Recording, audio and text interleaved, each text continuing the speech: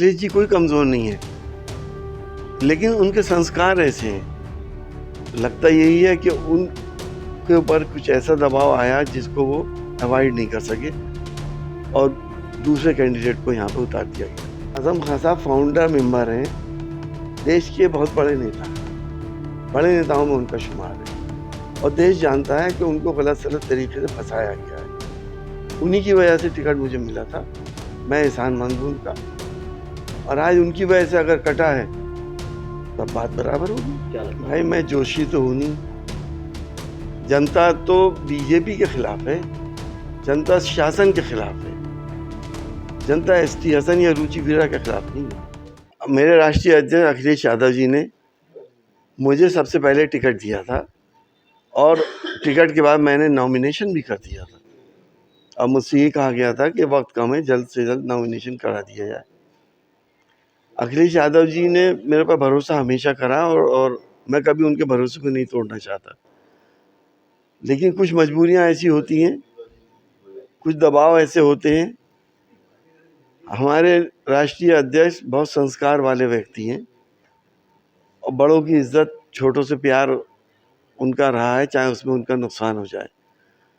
तो लगता यही है कि उनके ऊपर कुछ ऐसा दबाव आया जिसको वो अवॉइड नहीं कर सके और दूसरे कैंडिडेट को यहाँ पे उतार दिया गया। अब कुछ ऐसा नहीं लग रहा है अखिलेश यादव जी के सामने मतलब आजम खान के सामने अखिलेश कुछ कमजोर पड़ गए हैं टिकटों की अगर बंटवारे की बात करें तो? नहीं, ऐसा नहीं है, अखिलेश जी कोई कमज़ोर नहीं है, लेकिन उनके संस्कार ऐसे हैं।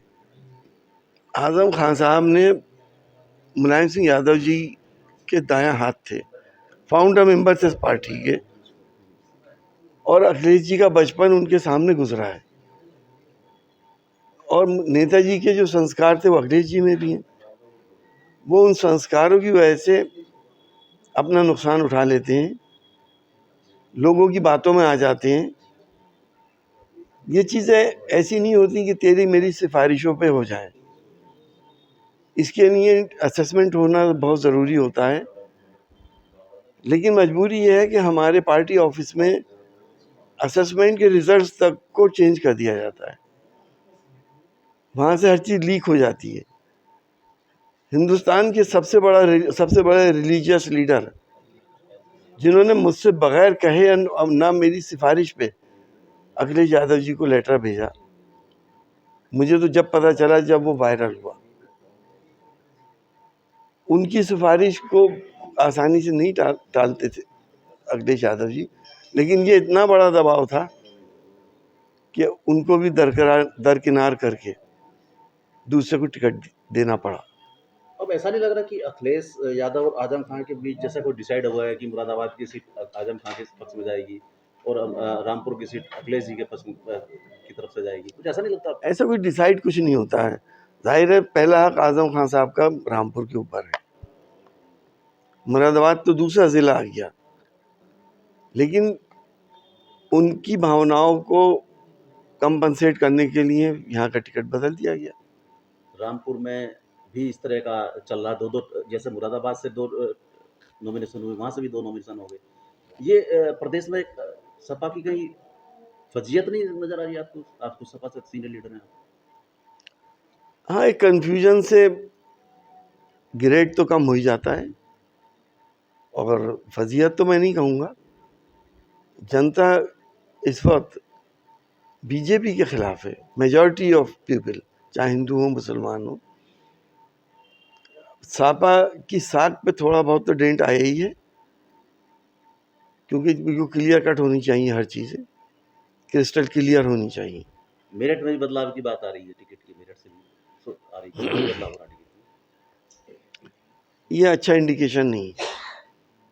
आप, मैं अगर एक कौम की बात करूं, आप बहुत बड़ा मुस्लिम चेहरा रहे हैं, राजनीति की बात करें, अब उत्तर प्रदेश में कोई नहीं रहेगा अगर, क्योंकि आपका टिकट कट गया, ये मुस्लिम समाज में किस तरह का मैसेज जाएगा?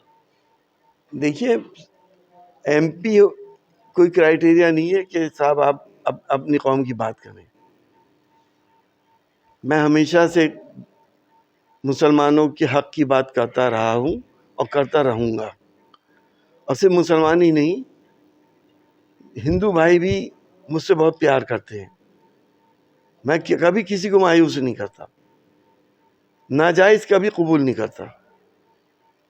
तभी तो लोगों का इतना प्यार और लोगों ने जिस तरह से मुझे दिया, लोगों ने रोज़े माने हैं, लोगों ने मन्नतें मानी दरगाहों पे जाके, लोगों ने कुरान ख़वानियाँ कराई। आज़म खान साहब फाउंडर मेंबर हैं, देश के बहुत बड़े नेता हैं, बड़े नेताओं में उनका शुमार है और देश जानता है कि उनको गलत सलत तरीके से फंसाया गया है। आज़म खान साहब बकरी चोरी या भैंस चोरी नहीं कर सकते, किताबें चोरी नहीं कर सकते।